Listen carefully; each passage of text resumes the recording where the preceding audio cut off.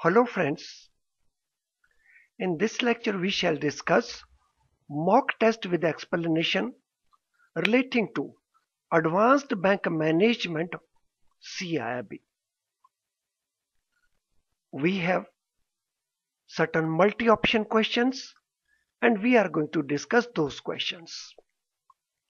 Let us see the first question. With which of the following the microeconomics is related? Here we have the options. A. Employment position in the economy. B. Growth rate of gross domestic product. C. Inflation rate in the economy. And D. Behavior of individual consumer. Friends, we have two branches of economics. One is called microeconomics, other is called macroeconomics. In macroeconomics, larger things are discussed. Employment position in the country, growth rate of the country, inflation rate of the country. But microeconomics deals with individual consumers, individual firms. Hence, answer D, option D, will be our answer. So in microeconomics, individuals and firms are studied. Aggregates like GDP, employment, these are studied in macroeconomics. Hence, our answer shall be D. When the demand curve slopes downwards, it shows that when the demand curve, it can slope upward also, it can slope downward also. When it slopes downward, what does it show? Let us see the options. For rising price, the quantity demanded will increase. For rising price, the quantity demanded will decrease. For decreasing price, the quantity demanded will decrease. For decreasing price, the quantity demanded will not change. And whenever there is downward slope of the demand curve, the relationship will be in opposite direction. If price rise, the demand will come down. If price decline, the demand will increase. Hence, our answer should be answer B. A downward sloping demand curve shows that quantity demanded of a commodity will decline if its price increases and demand will increase if price decreases. So here we have downward sloping curve. For price rise, the quantity demanded will decrease. Answer B. What is the normal slope of the supply curve? Normal slope of the supply curve. We have demand curve on one side and we have supply curve on other side. What is the normal slope of the supply curve? And here we have the options. Supply curve moves from right to left downward. B. Supply curve moves from right to left downwards. C. Supply curve moves from left to right downward. Supply curve moves from left to right upwards. Friends, the relationship between price and between supply in a normal case, when price increases, supply also increases. When price decreases, supply also decreases. And such a relationship can be expressed only when the supply curve moves from left to right upward. Hence, our answer will be option D. The supply curve moves from left to right upwards. It indicates that supply of a commodity increases when its price declines and vice versa. So whenever in the normal situation price increases, the supply will also increase, and that will be reflected by a curve which moves from left to right upwards. Under money supply concept, the term narrow money includes which of the following? So in the money supply, there are different types of money. One could be narrow money, another could be broad money. And here our question relates to narrow money. So narrow money includes which of the following? And here we have the options. A. Currency with public and other deposits with RBI. B. Currency with public plus demand deposits with banks plus other deposits with RBI. C. Currency with public plus bank demand deposits. D.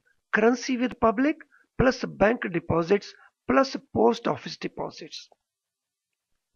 Friends, in narrow money, currency with public, demand deposits with banks, and other deposits with RBI are included. Hence, our option shall be answer B. Narrow money includes currency with public, demand deposits of banks, and other deposits with RBI. The term deposit and post office deposits do not include in this. So when term deposits are added to narrow money, then that becomes broad money. The inflation based on a price index which takes into account the price of food and energy is called. When inflation rate is calculated, the price index is calculated which takes into account the prices of food and energy items also. So it is called what? Here are our options. A. Headline inflation. B. Consumer price inflation. C. Producer price inflation. D. Core inflation. Friends, when inflation is based on price index which takes into account prices of food and energy, it is called headline inflation. When it does not take into account this, then it is called core inflation. Hence our answer is A. The inflation based on price index which takes into account the prices of food and energy is called headline. And this is more volatile and it is just opposite of core inflation. When inflation is caused due to increasing aggregate demand for goods and services by the consumers, it is called. So inflation is caused, price increase is caused because of increase in aggregate demand for goods and services by the consumers. It is called option A, wholesale inflation. Option B, demand pull inflation. C, cost push inflation. D, consumer inflation. Friend, whenever the prices increase because of increase in cost of inputs, it is called cost push inflation. When inflation is there, there is price increase because of aggregate demand increase for goods and services by consumers.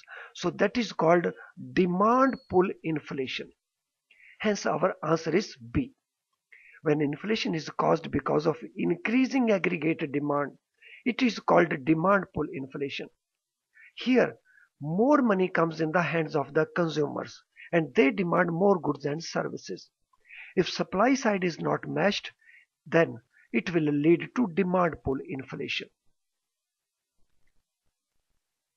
The bond prices and current interest rates are related as per J.M. Keynes. So here we have the question. The bond prices and current interest rates, they are related to each other. But what type of relationship according to J.M. Keynes? So first, directly related. Second, inversely related. C, indirectly related. And D, positively related. Friend, bond prices and current interest rates. They are related to each other in opposite order, that is inversely. Whenever the current interest rate increase, the bond prices decrease. And whenever current rate interest rates decrease, the bond prices increase. So the relationship is inverse relationship. The bond prices and current interest rates, they are related inversely.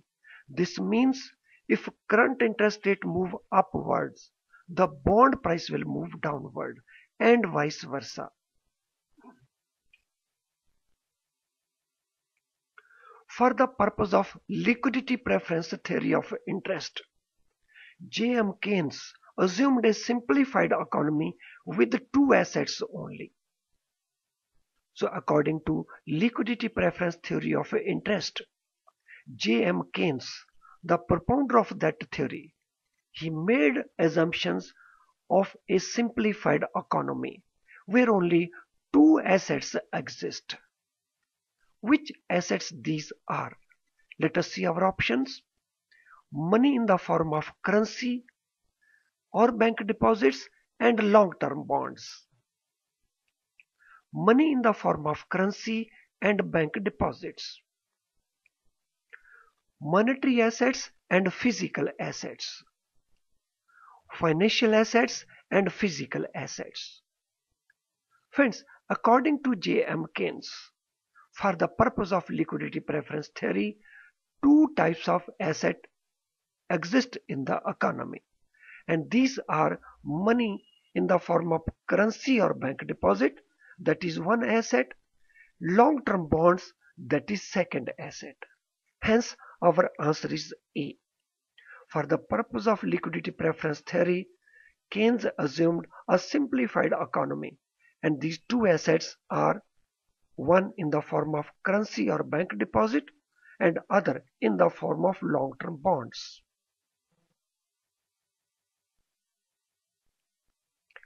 Well friends, we will continue in the next lecture also.